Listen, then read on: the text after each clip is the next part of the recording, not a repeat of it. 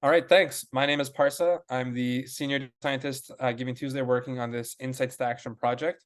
And so what we have is in the sector, very broadly, we have descriptive analytics of things like fundraising, performance, dollars raised, donor participation, retention.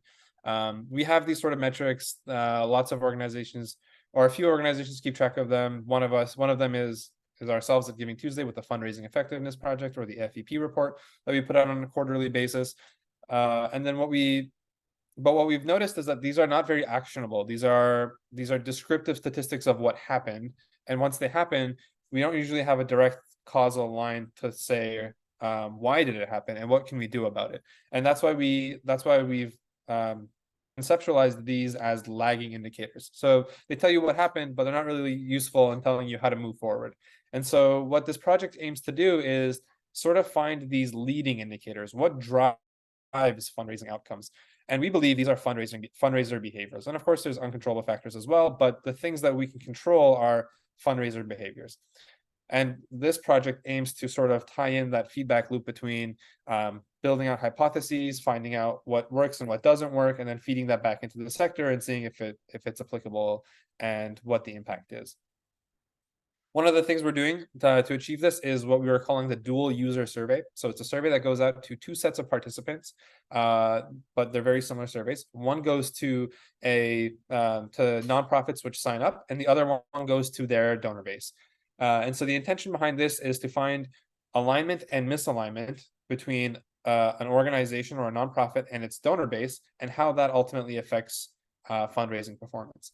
And so, for example, we might ask a nonprofit, how many times do you reach out to your donor base? And they might say, we reach out, once a month. And their donor base says, yeah, we never hear from them. I would love to hear more from them. And then that misalignment to perception says, that your organization has more room to solicit, has more room to engage, and that your users aren't going through this term donor fatigue. Right. But conversely, maybe an organization is saying, yeah, we're contacting them once or twice a year, and their donors are like, oh yeah, they contact us all the time. That tells us that these donors are experiencing donor fatigue. And we ask a bunch of different questions as well, such as, this organization makes me feel hopeful for the future, or this organization makes me feel good about myself, or I support them because I know someone who's been impacted. And we try to triangulate what it is that makes these successful fundraisers do so well. And there's many dimensions. I just listed off a couple. And we try to leverage the sort of difference in perception between the organization and its donors.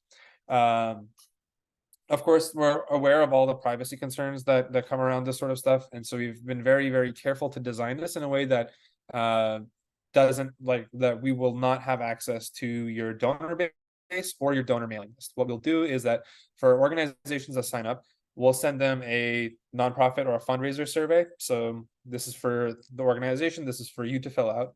And then we'll send you a custom link that then you would blast out to, a small subset of your donors, or, a subset of, let's say, 500 or 1,000 of your supporters to fill out. And we will not have access to your mailing list or your donor list. The intention here is to have no information about your donors other than their responses to the survey, and those responses don't contain personally identifiable information. So we get the responses from your donors, we get the response from you, and we do our analysis, we find the discrepancies, and we also do this on the aggregate as well. So what we'll do is, and this is what I think is really, really cool, especially for organizations which aren't used to tracking this, is to say, okay, this is how I responded to these set of questions in the survey. This is how my donors responded. This is the discrepancy between me and my donors, but also we'll send you your data back along with the aggregate. So this is how my organization compares with the rest of the sector as a whole. And, we'll make sure that we're choosing cause areas and org sizes that are appropriate. So this is how I compare to the rest of the sector. And then we'll also do the same for your donors. So this is how your donors compare to all the other donors. And so you can benchmark yourself against your peer nonprofits, and you can also benchmark your donors against the wider set of donors. And hopefully this will be really unique and useful information that once we share our analysis, you'll be able to leverage and say, okay,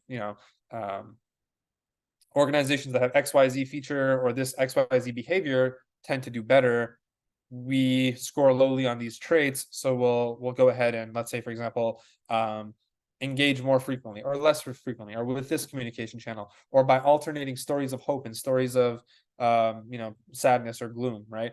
Whatever ends up being the hypothesis that is linked to higher fundraising performance.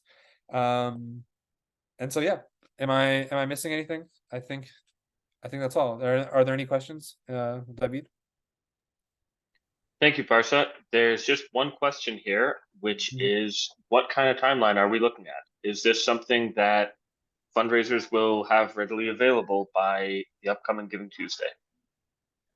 Great question. So this project is being conceptualized as a longer term project, but our initial wave of invites and signups are going out in the next week or two.